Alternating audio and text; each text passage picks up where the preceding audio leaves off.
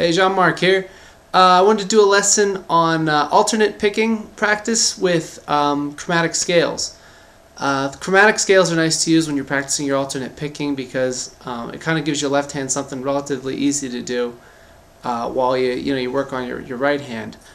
The chromatic scales we're going to be using are all going to be chromatic scale fragments involving the B and G string. The reason for that is that since they're tuned a major third apart, if you go consecutively, like say you start on the G string, you go 2, 3, 4, 5, and then you go to the B string and do 2, 3, 4, 5, you're going to get a chromatic scale fragment. So the other strings are tuned a fourth apart, so you're going to get kind of a jump. You're going to get a whole step jump in the middle of it. So this way it's all half steps, so it's a chromatic scale. So that's why we're using the G and the B string. So the first example, we're going to go that same 2, 3, 4, 5, 2, 3, 4, 5, and then we're going to slide up. So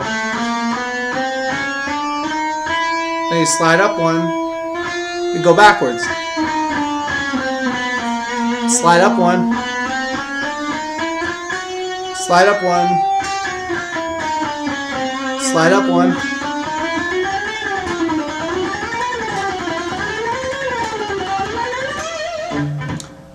So that's a nice pattern to do.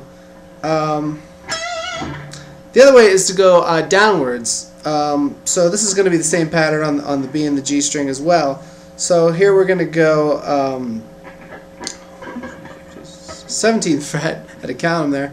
So 17, 16, 15, 14. And then the same thing on the G. And then you go to the B string and start at the 16th this time. 15th.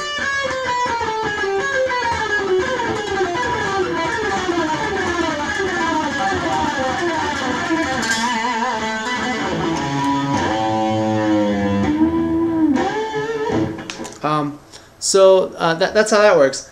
Now you can combine the two, which I think is the optimal thing. So then you start with the upward one and then you switch to the downward one. So it goes like this.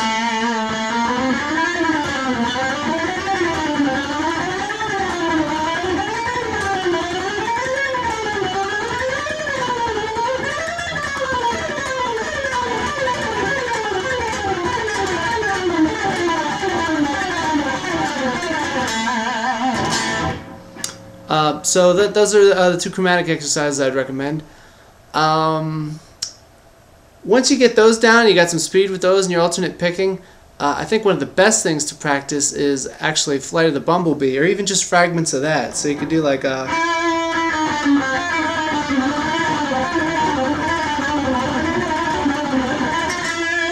That was really sloppy, but you get the idea. Actually, if you want to find the best tab of that I've found is look up Luis Moreno, L-U-I-S-M-O-R-E-N-O,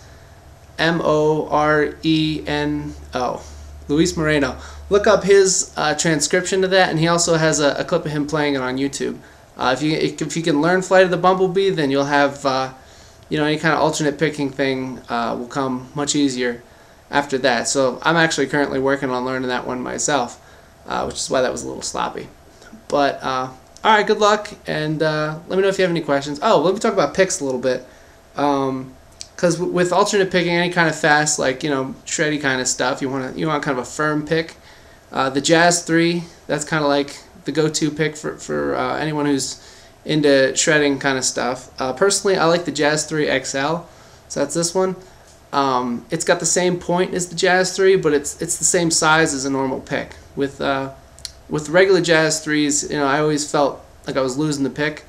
Not so much in recording, but in live situations. I never felt secure with those things. I always felt better having a little more pick to hang on to.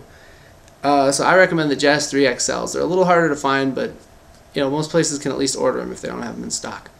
But alright, good luck with your alternate picking.